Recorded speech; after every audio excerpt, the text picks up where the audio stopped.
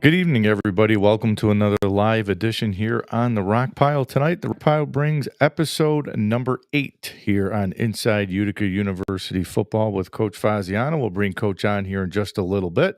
If you're following on YouTube, make sure you hit the subscribe button for me. If you're following on any of the social media channels, I appreciate the follow. If you're following me on iHeartRadio, I appreciate the follow as well. Can't wait to talk to Coach tonight and see what was in plan during the bye week.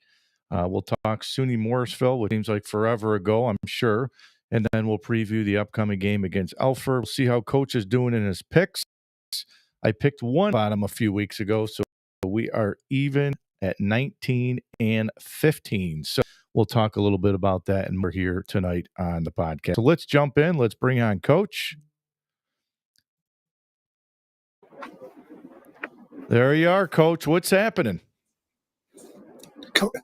In the office tonight. Come right off the practice field.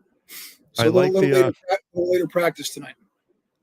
I like the backdrop. I like everything in the back there. It's all bright and colorful. Where we see some of the pictures back there, it looks cool. This is the original physical therapy lab at Utica University back in the day, before we had Ramon. So, Coach, it feels like forever ago. SUNY Morrisville, but let's talk a little bit about that game before we get into Alfred. It seemed like the Morrisville game was a really pass for you guys. Got off to a really good start in the first half. Second half, Morrisville played well, which you had said they were going to fight like hell. A lot of those kids were back from a year ago when you guys played them. Talk to us about Morrisville. Tough, well-coached football team. Walter Burks calling their defense, was on our staff here for years. He's a very good coach. He kind of stepped in the DC role, helped out Coach Dendryzik because they had a DC leave late in the summer. Just a very big physical team. Their defensive line, their front seven, their offensive line. So I liked how we matched their physicality for at least for 3 quarters before we made a few errors and got a little too interesting for the fans. But I like how our guys played, and certainly credit to Morrisville, our tough kids, and that it's always been a good football game with them. So good local rival. Coach, talk to us. You used your quarterback. Quarterback run was big for you in the red zone with Matt, your junior quarterback. You had 2 big drives in the second quarter. I think one of them was a 13-play, 80-yard drive. The other one was an 81-yard drive that ended with Matt running the ball in. I know you previewed that at homecoming. You used all your quarterbacks. Talk to us about that set. Talk to us about those 2 long drives that got you started in the second quarter. Yeah, we call that our Raven package. The kids really believe in it. Kind of started with Sam Florio back in the day, and get those tight ends in there and get the cute quarterback run going. And was really again, guys just like knowing the role, accepting the role, and we call Matt MP, Matt Polaris. That's his name at practice, and just great energy, Jersey guy, the lefty, and that was a goal of his, that he knew he could find a way to contribute in that way and put on like 15, 20 pounds over the summer so he can come in and do that. And I'll go back to the Cortland game where we needed a much needed, 3rd and 1, and he lowered his shoulder and went right at, Cortland's linebacker to get the first down, who's a really good football player. So, really tough kid. And the O-line, they get amped up, for that package. And, certainly, we've been throwing the ball pretty well and, really wanted to not put as much on the quarterback and run the ball more effectively. And we did that. Now in the stats, we had 186 yards rushing, but because we had a couple bad snaps, one which was a turnover, and in another turnover, we had a lot of negative yards, which kind of took away from that. But the fact that Aze Frazier had over 100 yards rushing, that was huge, and that was something that we wanted to establish in the game. They get into a 3-high safety look, which makes it sometimes hard to pass, and to be able to run the ball against. So I thought it was a pretty big physical team in there. I was pleased at how our guys, played. And, again, we had a couple turnovers and all of a sudden they're clawing their bait. We had a couple mistakes on defense and they're clawing their way back in the game. And, but we needed to at the end. The defense came out and, Morrisville was driving to go to win the game. And our guys Nick DeForest had a couple big sacks. Jordan Davis had a tip pass and another big play, and those guys came to play. So, like how our defense, went out and finished the game for us when we needed.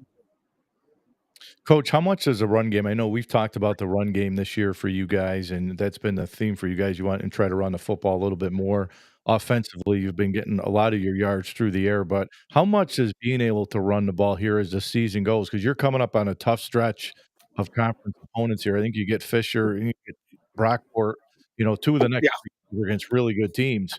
How much does that run yeah. game factor into taking some pressure off Tyler?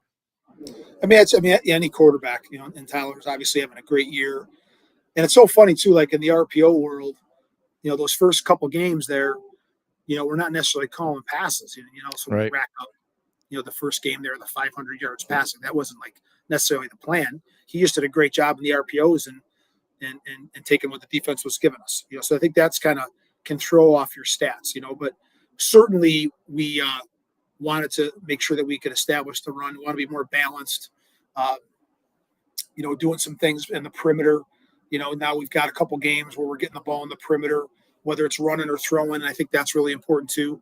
And so I think that was really big, for our offense to get that stuff going and, give credit to, Coach Klaus, Coach Janelovic, and the offense for doing some great things that we wanted to do. Like I said, we were really in control of that game for most of all of 3 quarters, and then kind of let the thing, a couple turnovers there, and that's we got to get away from those here. And the guys know, we got to protect the football. We had one interception, which is great. Mason Payton had a great pick, and then I really thought that Booba had a pick, and one official says he had to pick, the other one didn't. So that's tough. And then I thought we had caused a fumble on their punt return. We punt them the ball, and Nate Hernandez, big hit, fumble. Austin DeCrow recovers it, and I don't know, after a couple huddles, all of a sudden we didn't have the ball. That was kind of odd turn of events. But, I think it was also a good game for our guys to learn that you can't complain about the officials. The only one that can talk to those guys is me. There are a couple tough ones there. A great 4th down play by Mason Payton, a defensive play that was called a pass interference. I gave him our chance there, was tough. But, Empire 8 play, the guys know. The guys know. Like I said, the guys that was not the same Morrisville team that we saw play Cortland on film, right? We just know that's just something about, teams come and they're going to bring us their best game. And that's how we prepare our guys. Every game is going to be a battle and be a war. And,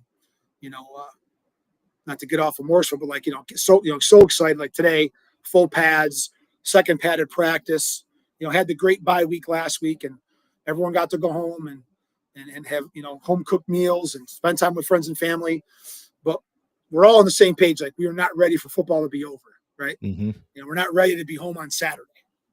And, but a much needed break. And, looking forward to going into Alfred, New York, which is a very difficult place to play here coming up this week for an overnight trip. Coach, you talked about, Morrisville had the ball with a chance to win the game in the 4th, and I think we talked a couple times that throughout the year that you guys have been battle tested with this group where you've played with the lead, you've played from behind, and this was another game where your defense is on the field and came up huge in the 4th quarter for you. But your team's been battle tested. You've been in all different situations so far this year. We really have, and some of the, our issues are self-inflicted as we figured this thing out, and I started telling the team this. I didn't tell them in the beginning, but 90% of our team, excuse me, Tyler included, it's the first year playing. Now you don't start the season with that. Mm-hmm. And I said, listen, now we have 6 games now. Now we're a veteran team, right? Yep. We know that, we kind of, control our destiny as most teams do here in the second half of our season. And, it's just like, I think we held Morrisville. It was under 300 yards offense, maybe. Yeah, I think they were like 270. So you held them only 94 passing. I know that. Yeah, so like that's not an easy thing to do. I think that's something that our run defense has improved. We're able to do some things. Try to get them in passing situations, and even Morrisville, they 3rd and long, they were running the ball a few times, right, to try to break some tendencies. So, like how the defense is playing, like how our special teams are playing. Devin Taylor, got Empire 8 Special Teams Player of the Week. I had a huge 50-yard punt.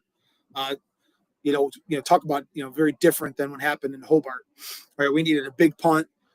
to give our defense good field position to go out and give them an opportunity to win the game for us, and they were able to do that. So, and then, who was it? We had another defense. We had another player of the week too. That was 2 weeks ago. Help me out. Well, I know. It was IT, right? Because IT had 17 I was just going to tackles. say he had 17 tackles 17 for you. tackles, Jordan Davis had 9 for you, and Nick had a couple big sacks JD for made, you. which is really big for us. That JD, that's our 4th D3 national team of the week. I mean, that's quite an honor. And so I think we have 4 guys recognized in that way, and JD's playing at a really high level. Trying to do things to get him some one-on-ones when we can, because he's certainly drawing attention in there in the middle. So, and Coach, offensively, Bryce cracked the 1,000-yard mark, similar to Antonio for you. He had 10 catches for 109. So now you have 2 receivers that have cracked that 1,000-yard mark, which that's special. That's tough to do. It is, and we didn't have Logan Frederick for the Morrisville game. We didn't talk about that, but he was out for an injury. He'll be back this week. And, the 3 of them, I think, all have 5 touchdowns apiece, which makes it hard to defend. And very happy for Bryce. And, it's like Bryce and I laugh, because in the past he's had some injuries and hasn't been able to finish a full season. And he doesn't want to talk about that, right? Just wants to keep playing football. He loves playing football. We're moving him all over the place. Teams are going to try to double him. He's having a great senior year. Really glad he came back to play his senior year. Coach, you mentioned Devin. I had on my notes here your special teams, Nico and Devin. Your kicking game's been fantastic this year, the 2 of them. They're both doing a great job, very coachable. Nico making his extra points and then be kicking the ball great this week. And, we're just teasing about, how far of a field goal we're going to let him kick, So this week he added about 5 more yards, I think, to his distance. We're going to give him a shot, as far as kicking the field goal. But, and he's really good at, here's another tough play in the game is we get him on the Christmas kick. And then we get called for onside. It's like, oh, come on. Right. That was tough. Their front line's back at 14 yards and Nico's great at it and just dribbles at 11 yards, scoops it up. We're good. And unfortunately we're just a hair off sides, I guess. So that was we had some crazy things happen in that game. So for whatever reason, we played Morrisville, some crazy things happened over the years. And this game, I thought we were going to get through it without some crazy things, but we had a few crazy things happen. Again, I like our guys' resolve. They don't let it bother them. They're not upset. They just keep playing. And I think that's gonna be key here in these last 4 games.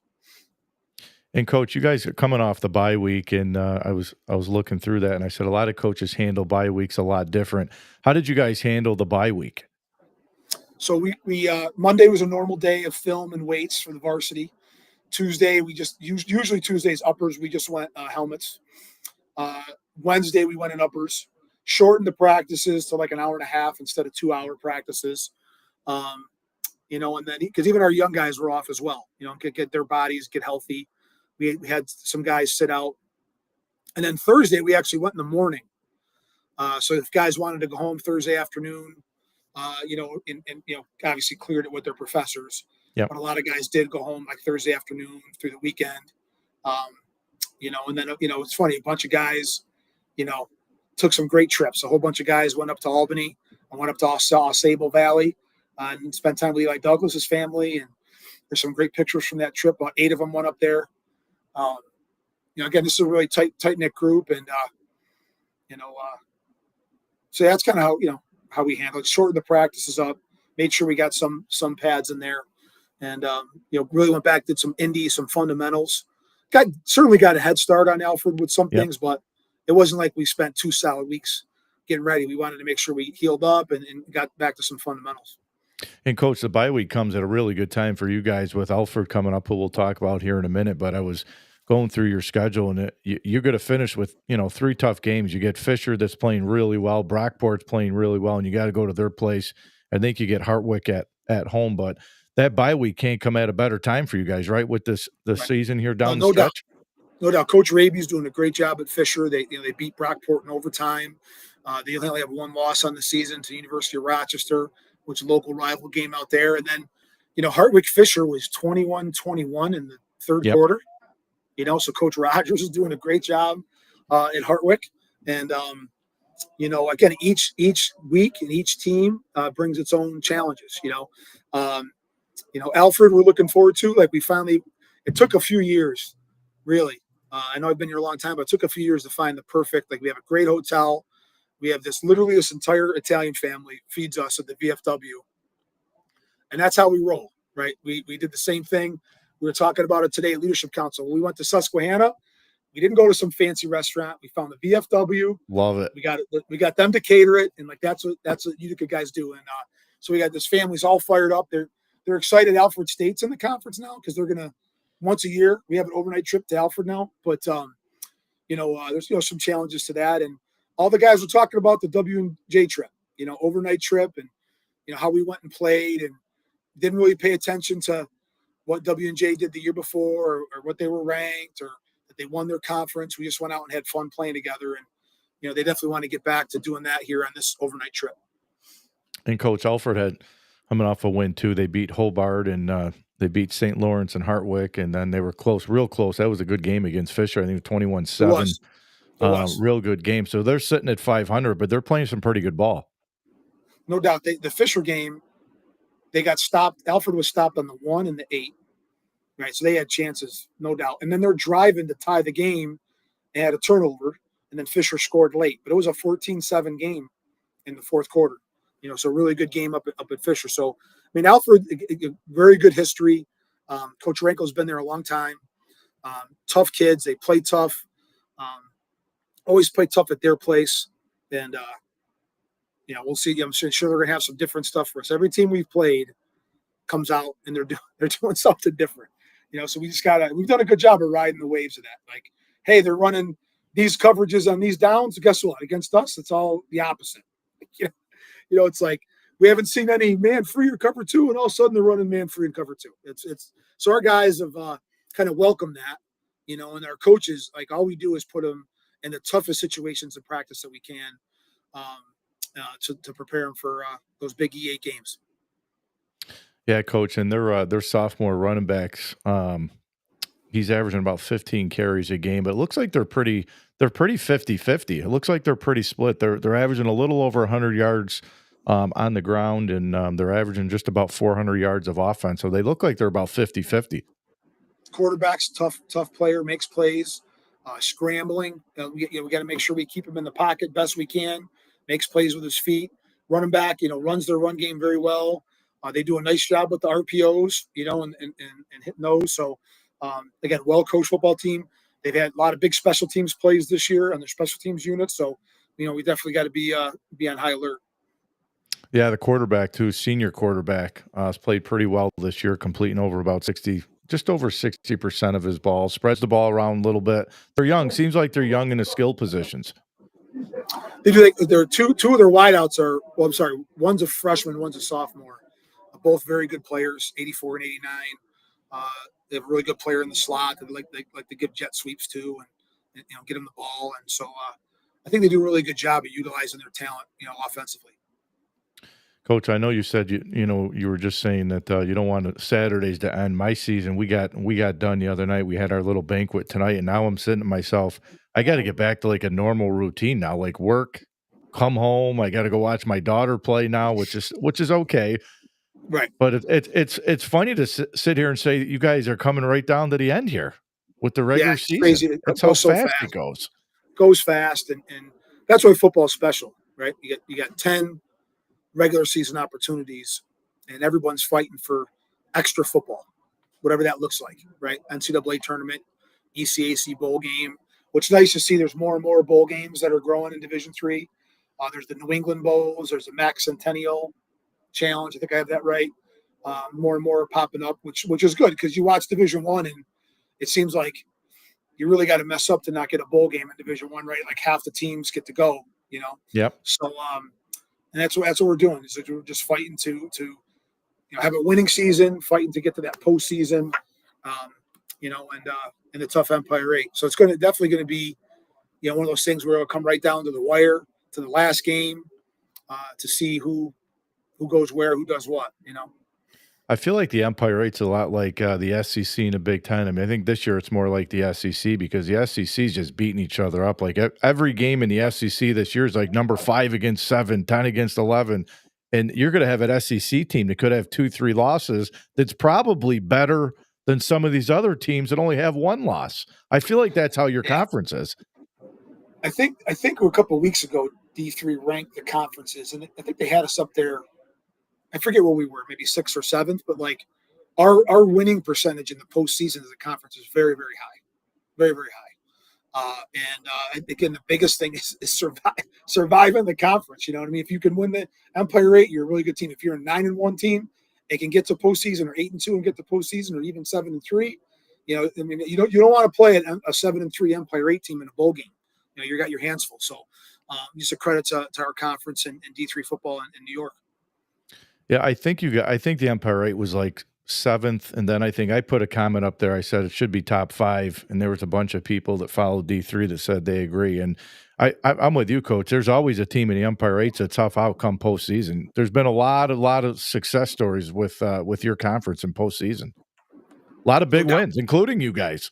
No doubt. And then for whatever reason, for a while there was this negative connotation to the East, and obviously Cortland helped that go away. And yep. Even Brockport, when they had the Germanario kid at quarterback there, and they were in the tournament a few years in a row. So, our teams have fared well, no doubt about it. They've gone on and competed with the big dogs, right? The Mount Unions and North Centrals of the world.